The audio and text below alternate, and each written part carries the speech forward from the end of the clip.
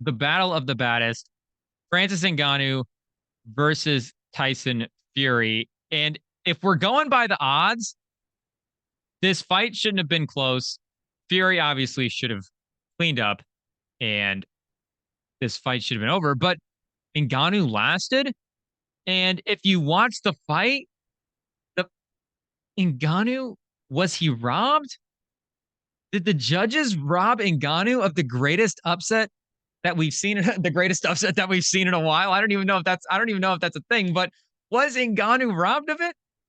Did the judges screw over our MMA guy, Francis Ngannou, in the battle of the baddest versus Tyson Fury?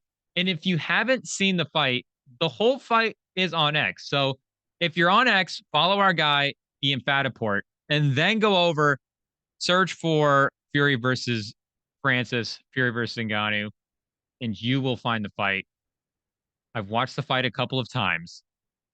And if we're being honest, so there's two sides to being somebody that watches fights. There's, the fight that the fight fan in you that wants to root for the guy, the fight fan in you that wants to root for the story.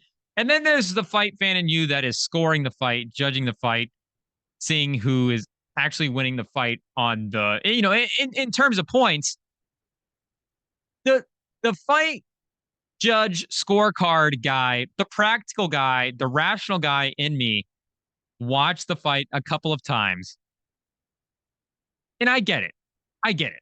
If we're going round by round, Fury probably wins more rounds than Francis, especially in the back half of the fight. And as boring as that may be, and as you go, well, they're tired, they're not really doing much. Fury's tagging him. That stuff matters. Those are points. Those are rounds.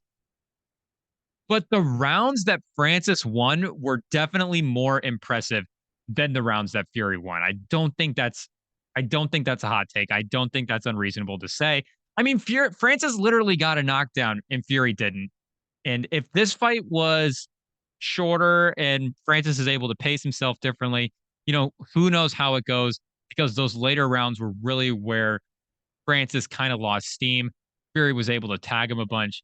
Francis, sort of the technique was getting a little sloppy and he wasn't really throwing that jab. But those early round fights, dropping Fury the way he did, I think looking as impressive as he did and lasting the entire fight, not getting knocked down by Tyson Fury, incredibly impressive.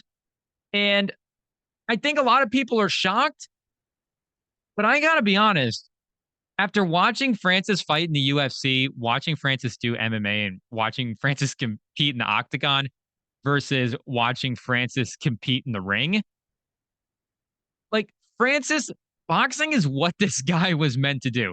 And he is a phenomenal MMA guy. He is an MMA superstar. He's one of the most terrifying heavyweights that we've had. But he is one of the most terrifying heavyweight strikers that we've had in the UFC. One of the most terrifying knockout guys. Just ask Overeem. Just ask the Machine.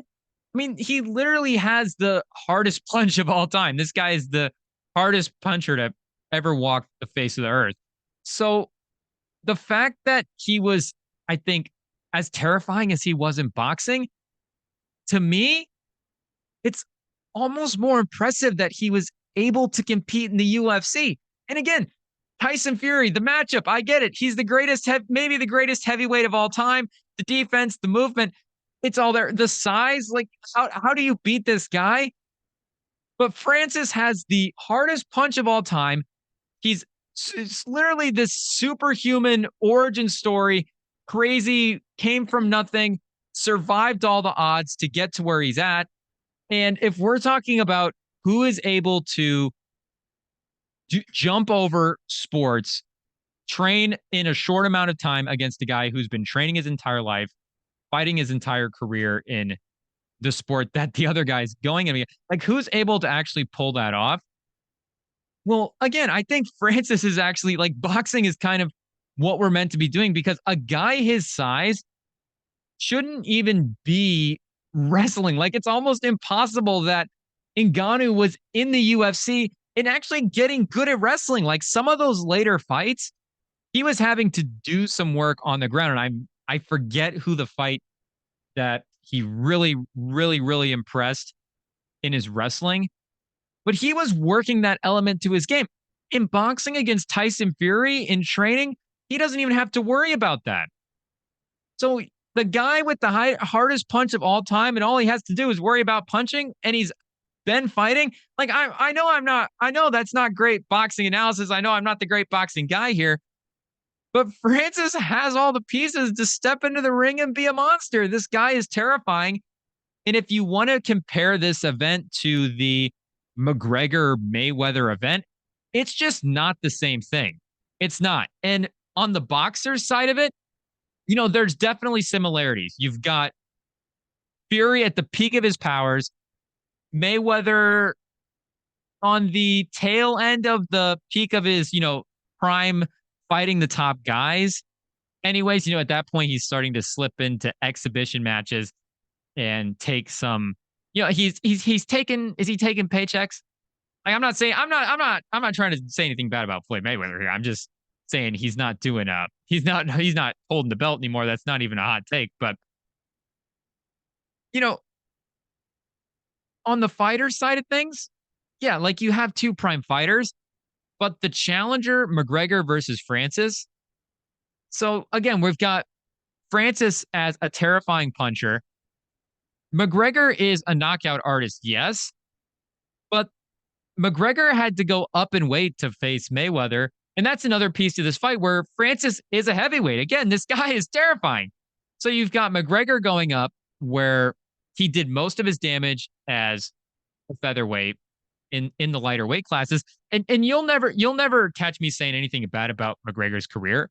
But these two fights were just not the same fight. Like Francis is a different kind of challenger than McGregor to Mayweather. And maybe the Fury defenders, maybe the Fury fans out there, he wasn't taking this fight seriously, got a little bit lazy at the beginning of the fight. And when he actually starts to fight, actually starts to turn it on, then you can see sort of the differences. And I get that.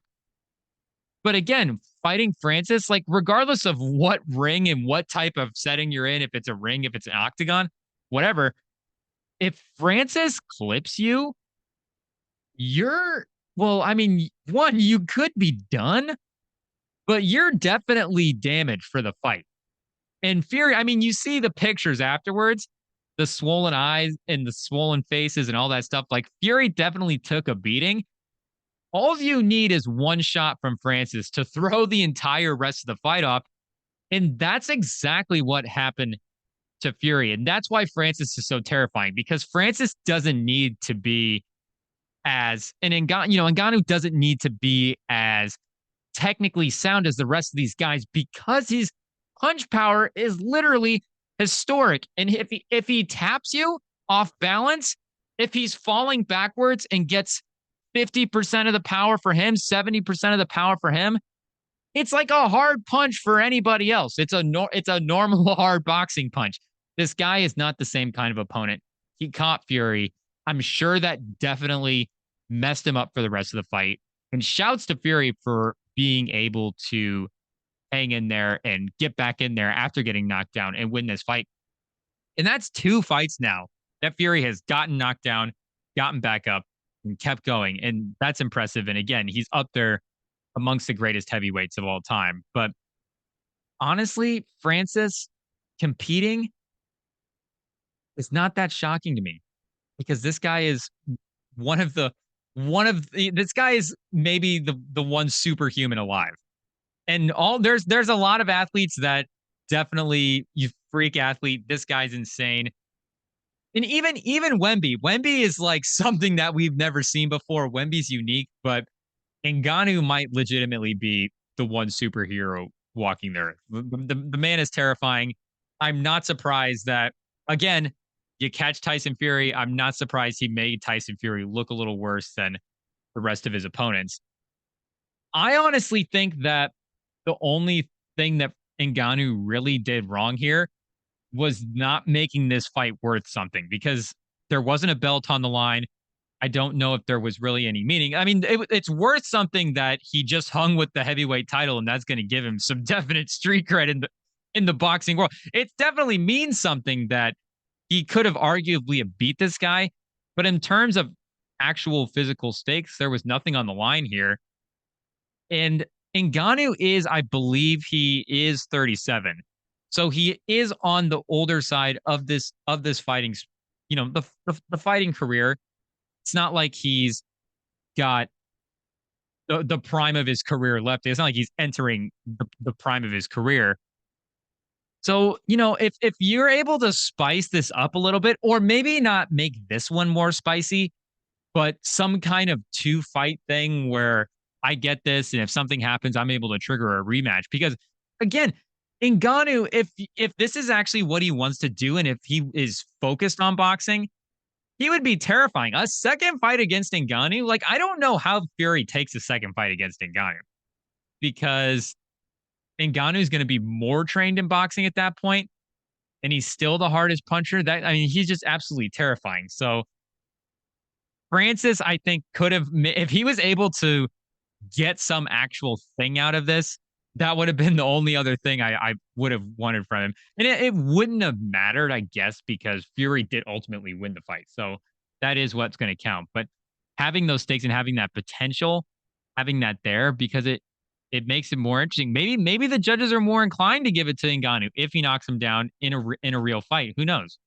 Who knows? Again, it doesn't make up for the rounds and the rest of the fight and all that stuff. But and maybe Fury doesn't. I get the complications with that. But my point is, I do think that if Ngannou just wanted to box, I think he could do it. And if you told me that if Ngannou was the heavyweight champ of the world in 18 months, I mean, I wouldn't be totally shocked. But if you told me he was the heavyweight champ of the world in like 36 months, at 40 years old, I'd be like, oh, okay, Ngannou's still going. So that's why I would say, can we get something? Can we get something a little more immediate? Can we get something right now? Because he does still have the PFL thing, and he does still have the MMA thing that he could potentially go back to as well. But for Fury's future, quickly, this is tough for Tyson Fury because again, he got beat up in this fight. He got rocked a couple of times, and he did win, but he's got a title fight against Usyk in 2 months. And Usyk is the number 2 heavyweight contender. And I get he's a smaller guy, whatever, but to take that kind of a beating and then having to step back into the ring 2 months later, like, again, I'm not a boxing guy. I'm a UFC fan. I'll definitely check out big box. Like I'll definitely watch the big boxing events like that. That's for sure. But I don't follow the day to day. So I'm not going to consider myself a boxing guy, but as a UFC guy, sort of looking across to see what's going on in boxing, the types of guys that takes fights in 2 months, like this is a Kevin Holland move. This is not a title fight type guy move.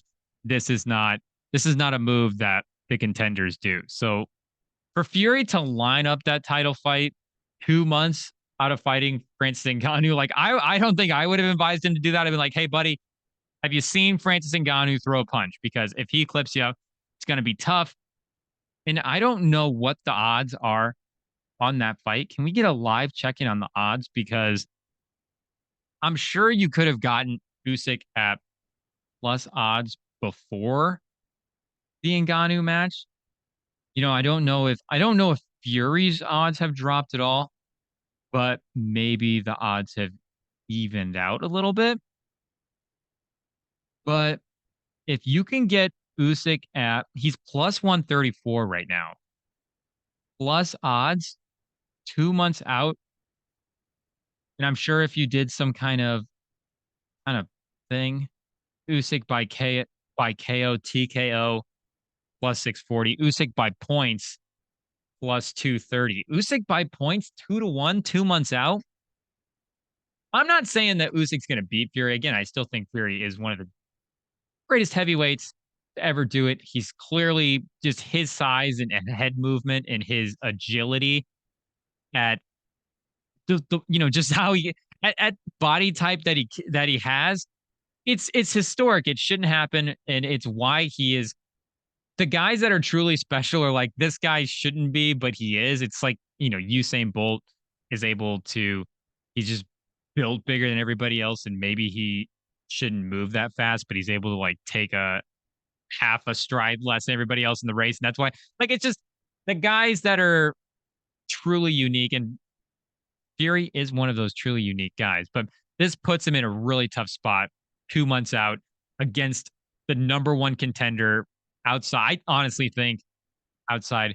I honestly think Ngannou, like, the boxing community might hate me for saying Ngannou is like a top 7 heavyweight boxing guy right now. Like, I think he's legitimate.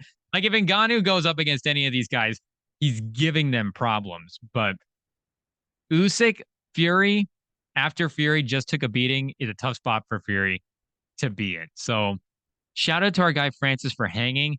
Shout out to Tyson Fury for ultimately getting it done. It was a tremendous fight. It honestly was. It was a great fight. It held up. Francis is the man. Francis is legitimately terrifying. I know John Jones just got hurt, and that's its own separate news storyline thing that we could get into. But the going back to the Francis Ngannou John Jones thing, that is the one person again for any of these guys. Like, Francis is just a different animal. He is, holy cow, that guy is terrifying. He almost took down the greatest heavyweight of I'll just, of our generation, of our era. He's number one. It's hands down. And he put him on the mat, and he could have knocked him out. Who knows? Who knows what could have happened? It was right there for him, but didn't get the win. Tyson Fury gets the win and moves on to defend his belt.